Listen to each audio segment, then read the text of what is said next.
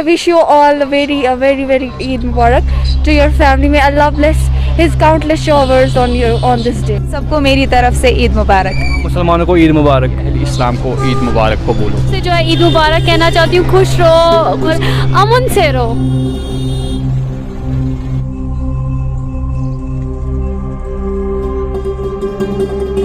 पिछले 2 साल से जो है कोविड की वजह से ईद जो है अच्छी तरह से सेलिब्रेट नहीं हुई. उसको मद्देनज़र रखते हुए अगर आज हम देखें तो आज इस साल जो है काफ़ी अच्छी तरह से जो है ईद मनाई जा रही है. सबसे पहले जो हमारा वाजिब काम होता है, ईद कुर्बान होता है, वो करेंगे अपने घर में. और उसके बाद जो है ईद नमाज भी अदा करेंगे और देखेंगे उसके बाद कहाँ जाने का प्लान करेंगे.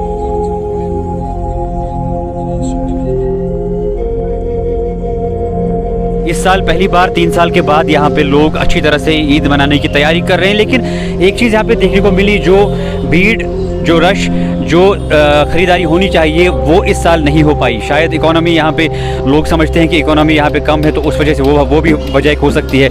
सर हम कहते हैं कि चाहे छोटी ईद हो या बड़ी ईद हो, ईद सादगी से मनाइए.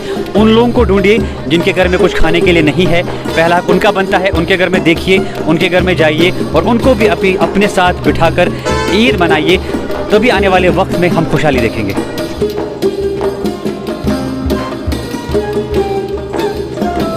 बहुत अच्छी तैयारी है हमारी ईद के रिलेटेड. हाँ ऑलमोस्ट हो गई, सारी हो गई. बहुत सारा आई लिटरली फील कि मतलब पिछले साल जो सर्कमस्टेंस से कोविड की वजह से, उस हिसाब से लगता था अब हम कुछ नहीं कर पाएंगे. बट आज मुझे लग रहा है कि हम इस सिचुएशन से कूप अप कर रहे हैं. तो आज मुझे मज़ा आ रहा है ईद के दिन.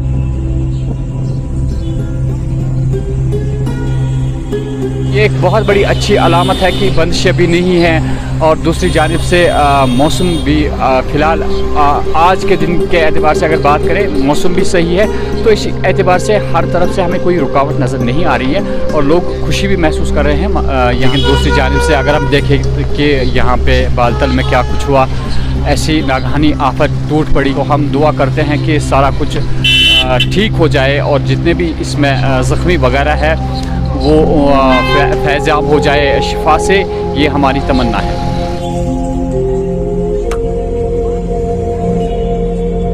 वक्त हम जो है शॉपिंग करने के लिए निकले हैं तो बहुत ज़्यादा हम खुश हैं. था 2020-21 बंद था, जिस वजह से लोग जो है वो घरों में थे. वो कहीं ना कहीं गवर्नमेंट का एक सही कदम था कि हमने अगर 2 साल स्टे घर पे ही किया, तो आज जो है सब अच्छे से खुशी से जो है फिर से ईद मना रहे हैं.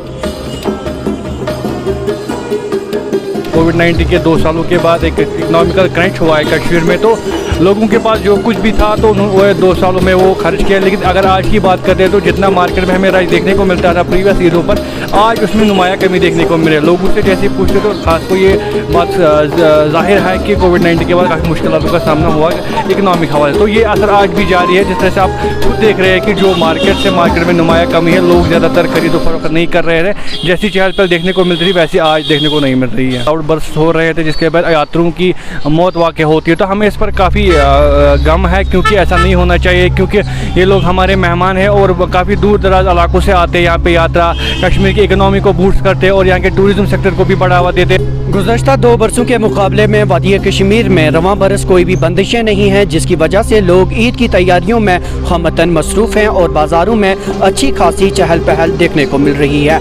इसी बीच लोग ये भी शिकायत कर रहे हैं कि आलमी बाज़ार में मंदी के चलते उसका असर यहाँ के लोगों पर भी पड़ा है और ईद की ख़रीदारी में ये चीज़ आड़े आ रही है.